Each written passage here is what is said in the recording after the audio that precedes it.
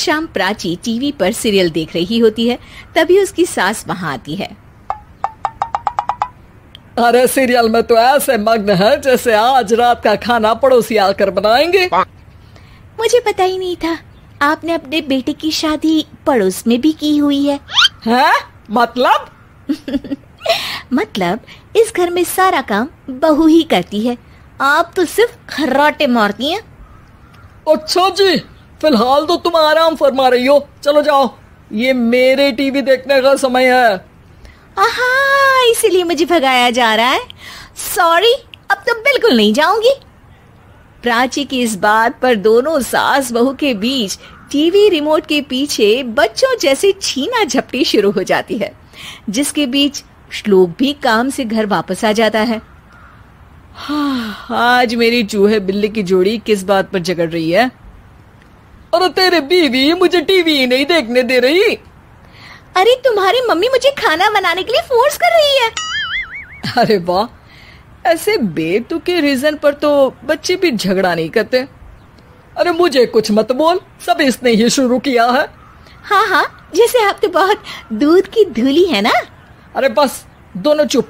प्राची जाओ, खाने की तैयारी करो। और माँ तुम छोड़ो, तुम्हें क्या बोलूं, शांति से अपना सीरियल देखो, मुझे दोबारा लड़ने की आवाज सुनाई नहीं देनी चाहिए। ऐसा बोलकर श्लोक वहां से चला जाता है, जिसके पीछे पीछे प्राची भी कुछ न कुछ बड़बड़ाते हुए रसोई में चली जाती है। हाँ हाँ, सासू जी को तो कुछ बोलेंगे ही नहीं, बस मुझ पर ही हुक्म चलता है, खाना बनाओ, जैसे मैं इनके घर में खाना बनाने के लिए आई हूँ। इसी तरह शाम बीतती है और रात को श्लोक और प्राची की सास खाना खाकर सोने चले जाते हैं, लेकिन प्राची गुस्से में कुछ खाए बिना काम में ही लगी रहती है। इस घर में किसी को घंटा फिक्र नहीं पड़ता, मैं खाऊं या भूखी रहूं। प्राची कुछ देर के लिए रसोई से बाहर जाती है और जैसे ही वापस आती है तो वहां दूध का भरा ग्लास देखकर हैरान रह जाती है। फिक्र पूरी है, बस दिखाना नहीं है। प्राची दूध पीकर सोने चली जाती है और अगली सुबह एक बार फिर सास बहू का कार्टून नेटवर्क स्टार्ट हो जाता है। ये तुमने ही किया है। अरे अजीब जबरदस्ती है, मैं बोल रही हूँ मैंने कुछ नहीं किया। दोनों ने मिलकर पूरे घर को पागल खाना बनाया हुआ है। यहाँ कोई नॉर्मल इंसान तो रह ही नहीं सकता, इसीलिए अब पड़ोसी क्या रिश्तेदार भी घर आने से कतराते हैं। और सुन बेटे, तू भी चंगा, तेरी माँ भी चंगी, तेरी बीवी भी चंगी, रिश्तेदार। हाँ जी, आपको नहीं पता क्या, गंगाधर ही शक्तिमान है, रिश्तेदार ही। हाँ हाँ, बस समझ गया।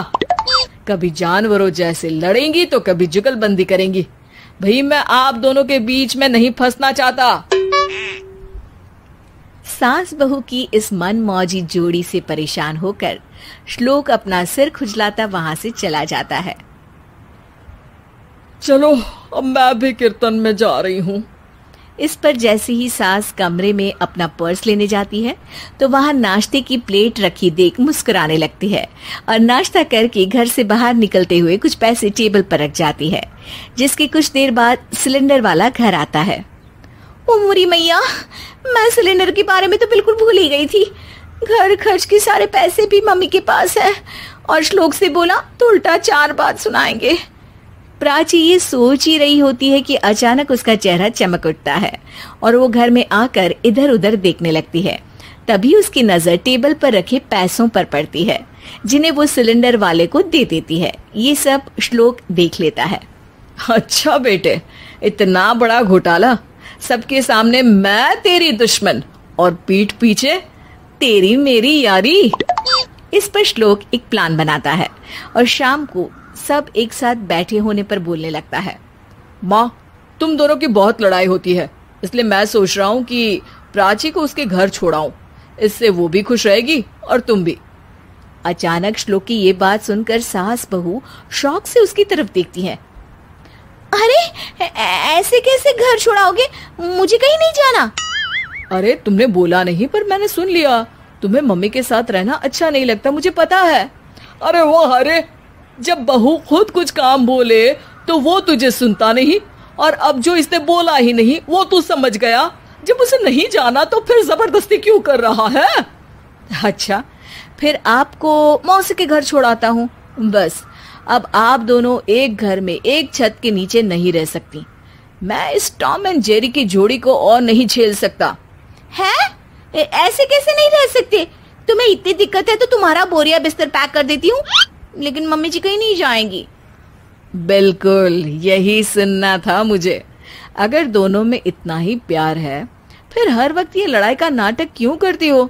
देखा मैंने कैसे माँ किचन में दूध रखती है और तुम उनके लिए कमरे में नाश्ता रखती हो, और कैसे वो पहले ही तुम्हारी दिक्कत समझकर घर में पैसे रखकर बाहर जाती है। अरे भाई, इतना ड्रामा तो डेली सोप में भी नहीं होता जितना तुम दोनों ने इस घर में फैलाया हुआ है।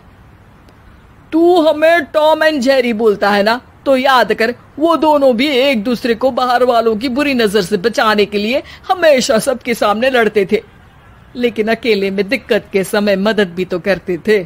बस हमारा रिश्ता भी कुछ ऐसा ही है। और वैसे भी अगर सास बहू में तू मैं नहीं होती तो दुनिया वालों को कहानियां कैसे मिलेंगी?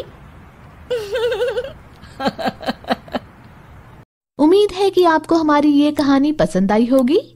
कृपया हमारे चैनल को सब्सक्राइब करें और सभी अपडेट्स के लिए बेल आइकन जरूर क्लिक करें। और हाँ, वीडियो लाइक और शेयर करना मत भूलिएगा।